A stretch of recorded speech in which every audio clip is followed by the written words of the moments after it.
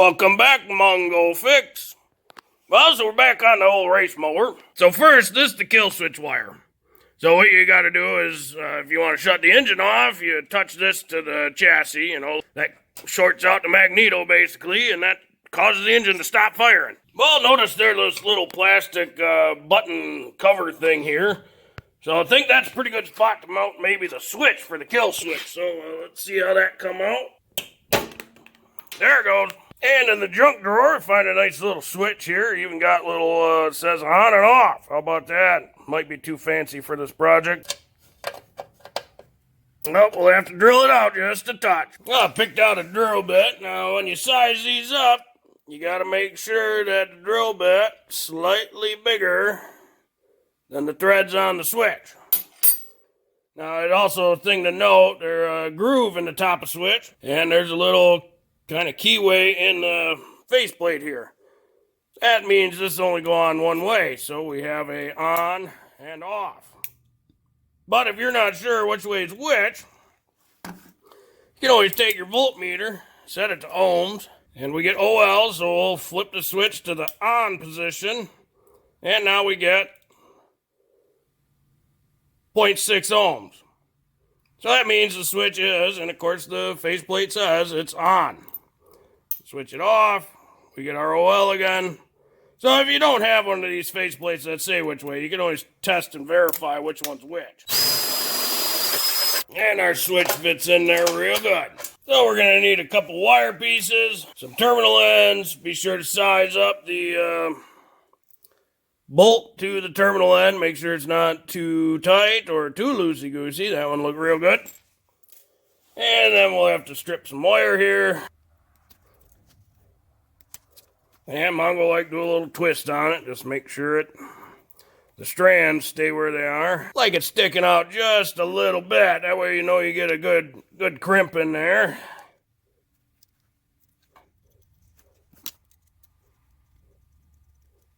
But the little secret Mongo always do is connect the wires to the switch first, then feed it up into where it seats, because a lot of times it's hard to get in there. Now one end of this wire's got to go to a chassis. The other end will go down to the original wire.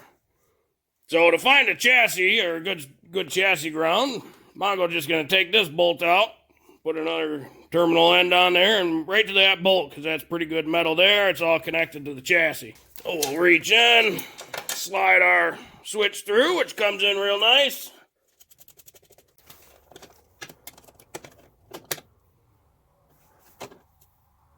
And then we can thread our nameplate back on. So it's going to seem a little counterintuitive because the switch is going to say off for the mower to run. Because when the switch says off, the switch is open. So that means we're not grounding out the kill switch. And when it says on, it'll ground out the kill switch, shutting the engine off. We'll have to strip this wire back. I cut a little bit because it looks pretty nasty.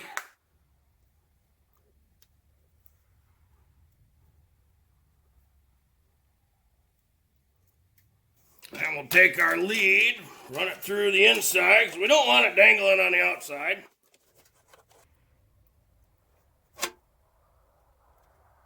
We'll do a little pull test, make sure it's good and tight, and we'll tuck all that behind. So we'll take our little 3/8 bolt out here.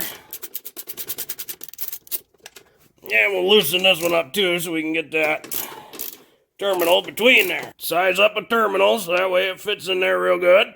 We'll slide this guy on. So we'll slide it just like this, between the throttle bracket and the body.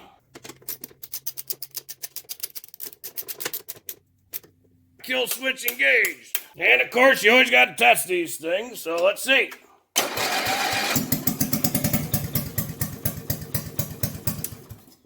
Hey, it works. We undid our battery. And we'll get our battery out of here. And we'll see if we can get our tray out of here.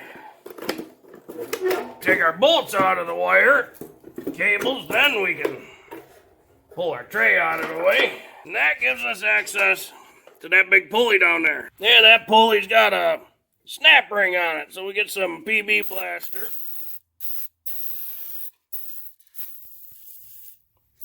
Let that soak on there for a bit and penetrate, get down there, see if it'll loosen her up some. Get that pulley guard out of the way. Little 1/2-inch bolt. Oh, there it goes. Get our belt off. Probably gonna need a smaller belt once we do this because that pulley's much bigger. Let's see if the snap ring come off. Got our snap ring pliers here.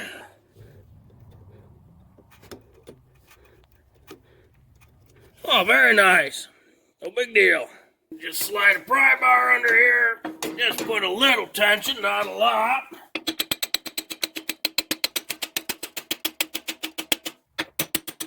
There it is. Get that pulley off. Yeah, there's that key in there. Yeah, it's just real tight because she been in there a long time. She has not come off much, if ever. That's probably the first time it ever come off. So they tend to fight a little more. Now that that's out of the way, we can get onto our wheelie bar a little bit. So we're going to attach the wheelie bar to these two bolts here. That one, that hole go all the way through, but this one's drilled on this plate, but not on the frame here. So we'll have to drill those out on each side. Yeah, we pick out some real nice used wheels from these are from a push mower. Marked out our hole. The other one's going to line up right there. So we'll drill those holes out. They'll lay out something like that.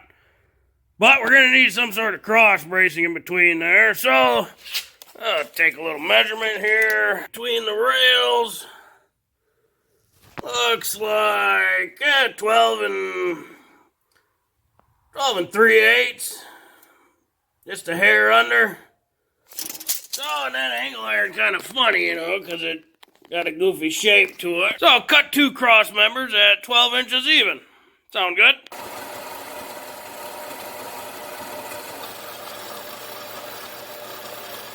Looks pretty square to me. Kind of hard to tell though, because like that piece of angle iron bent out, and of course it angle iron, so who knows what else is crooked or off or whatever.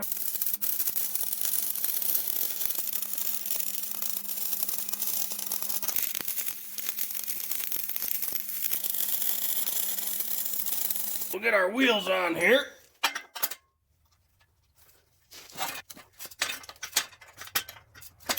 And we'll see how it fits in here. Pretty darn good. So we'll have to bring this up just a touch or something, because you don't want it to drag. You don't want it up too high, so we'll have to pick a nice spot for those to sit. And mark out our holes.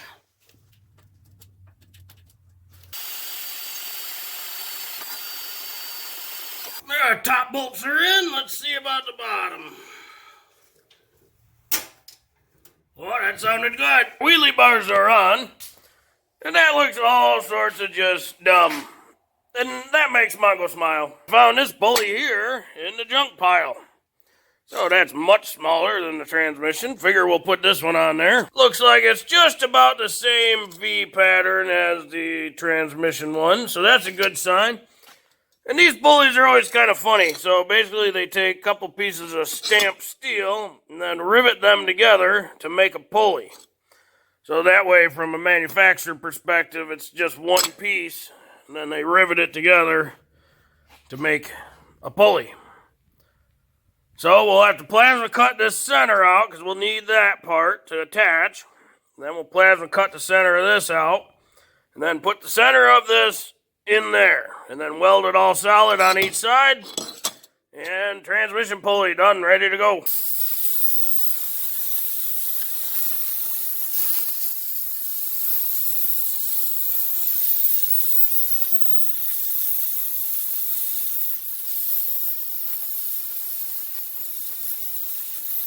So the idea being, we line this up best we can. Mongo know it's not going to be perfect, and Mongo okay with it, because it's just for fun.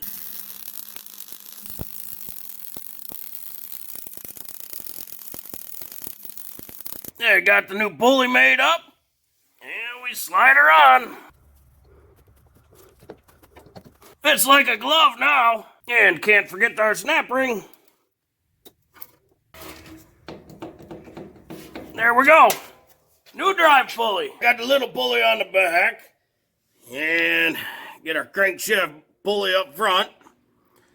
So now we gotta figure out how long a belt we need. Put a reference mark on the crank pulley. Say right there. Little mark on the line there, because it's not quite tight, but it's somewhat tight. So then we tighten up the other side, so to speak. Put another mark on the belt. Then take the belt off and measure that difference. So we got our two marks there and measure her out. Of course, measure on the outside. And belt's kind of funny just because they measure weird. Came out to 94.5. Checked out the junk belt pile and found these two. This 90.75 was way too loose. Well, I shouldn't say way too loose. She was a bit too loose. And this 87.75, this one way too tight. To where when the clutch all the way in, she's still way too tight. So went to the store, took these with, sized up a belt, and found out that one right there, say it's 90 inch. Of course, measure it out at only 89.25, but figure that pretty good, split the difference there. Well, that belt were out pretty good. Evidently, somebody at the belt shop's been talking to someone at the lumber yard, right? They say it's 90 inch, but it actually measures 89.25. Kind of like a 2x4, right? It's not 2 inch by 4 inch. It's 1.5 by 3.5. We as a society got to stop that crap, you know? Old buddy of Mongo used to say, you know, it is what it is and it ain't what it ain't. So why are we calling something what it ain't? It's not a 90-inch belt. It's 89.25. It's not a 2x4. Well, the last thing we'll have to do here is, you know, this is the original guide here. We'll have to weld in our own new guides. So we'll kind of guess and mark out on here where we want to weld a downrigger, so to speak. So that way, when you push the clutch in, the belt doesn't fall off the pulley. Yeah, we'll get some random steel here. Sure, that looked pretty good. So we'll cut two of them that length. So, sure, that pretty good too.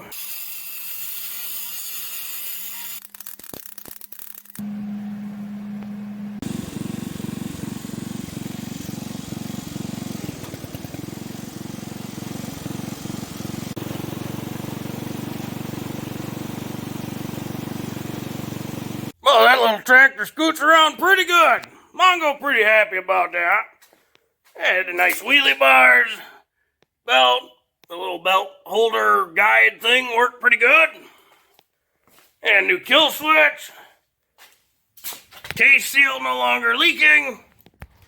Yeah, that little tractor scooted around pretty good. Now just put, you know, one of those little slow-moving triangles on it, and she'll be good to run up to the beer store. Well, if you like this video, be sure to like this video. If you like this video and other videos from Mongo Fix, be sure to subscribe. Mongo always working on all sorts of goofy stuff. You know, like building a goofy race mower. Obviously, she's not winning any races, people, but it's fun to see it quite a bit faster in 5th gear at least. And if Mongo can take it to the beer store, that's always a great thing. Hopefully it'll bring some smiles to people's faces. Mongo, thank you.